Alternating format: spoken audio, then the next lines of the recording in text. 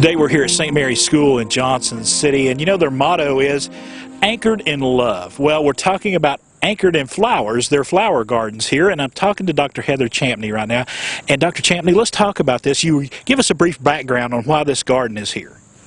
So about 5 or 6 years ago, we decided as a school that we needed to bring some focus outside of the classroom to some non-traditional learning spaces and to remind ourselves just simple things like where our food comes from and what it takes to grow healthy, nutritious foods. So this started as a little small garden project, and we had some lovely folks hear about us and want to kind of match what we were doing. So the Knights of Columbus joined us and helped us build this garden, and we're entering, I think, the 6th year that this particular space is here.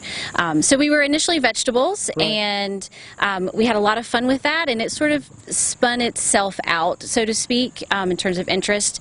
And these lovely young people and I decided we needed to get some new energy back into this space, but also take advantage of an opportunity to maybe learn some different things that we don't have in the classroom. So we developed this agricultural business called Anchored in Flowers to grow specialty cut flowers, and we sell those here on campus in the form of a community-supported agriculture CSA model, and then we sell those at the Johnson City Farmers Market as well. So we're learning lots and lots of things. I could never summarize all of the things that we learn, but they learn about growing and business and interacting with the public and how to generate revenue, and then also just how much energy and effort it takes to grow something in a sustainable and conscientious way. And they're actually raising money for a very special trip to Washington, D.C., aren't they? Yes, they are. So the middle schoolers work throughout their 6th and 7th, 8th grade years to earn money towards their trip to Washington, D.C. That's sort of the penultimate of the seniors on the campus. All right. I want to go down the line here. Let's talk to them, because they're the ones who are getting their hands dirty, so to speak.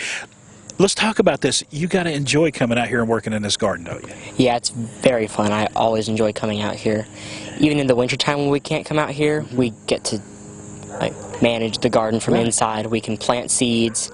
There's always a way to help out even when you can't come out here and plant specifically. And Sophia, I'm going to ask you, what's your favorite part? What's the favorite thing when you're getting your hands dirty out here and you're working in the garden? What's your favorite part of working in the garden? I'd have to definitely say that my favorite part is that everyone always keeps a cheerful smile on their face, that the environment and ambiance of the entire thing is always so calming, and everyone has a very big sense of humor in our class, and we always learn to laugh off. All right, very good. A little humor out here while gardening. And for you, talk to us about your experience here. And do you like the actual planting or the harvesting or maybe the selling part of it? Well, I participated most in the harvesting part of it over the summer, and I didn't ever really go to the farmers market where they sell everything. Right. I was behind the scenes, more like it. All right. And for you, what's been your favorite part of being out here? My favorite part is probably making the bouquets, because there's no wrong or right way to make it. You can just have your own with it. All right. Thank you all so much. And Dr. Champney, let's talk. These young people have been putting the sweat equity in. You know, we talk about that when they're building homes and things of that nature. They're actually building something very special here at the school. Yes, for sure. So they're doing lots of things. They're gaining skills that no matter what career they choose later in life, they can carry these skills forward, whether it be just that they know how to pot something correctly and grow something on a back porch, or whether they become the minds of the future that help us solve some of the issues with erosion and climate change and all of those sorts of things. So I think it's really important to have these bright and brilliant minds understanding that the classroom is really important, but there is more than one way to learn, and it allows people to have success that might not otherwise have traditional sorts of success in the classroom. And I can see the mathematics entering into it. I can see the agriculture, the science of it entering into it. So definitely some lessons to be learned. Yes, for sure. I mean, like next week, our 7th graders in their STEM class are going to come out and start doing some soil testing. So, you know, we can do that. We can send it off to the county extension offices and that sort of thing. But they're gonna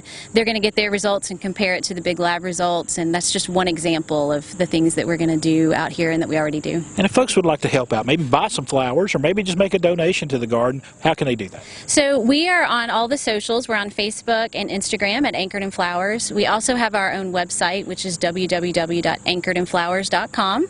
Pretty easy. And we are at Gmail with anchoredinflowers@gmail.com. They can also just call the school, and anyone here at the school knows how to reach us. All right. So. Thank you so much. Thank you all so much. It is Anchored in Flowers right here at St. Mary's School. If you're interested, she gave you all the information right there, but we're going to have the information up on the screen for you right now.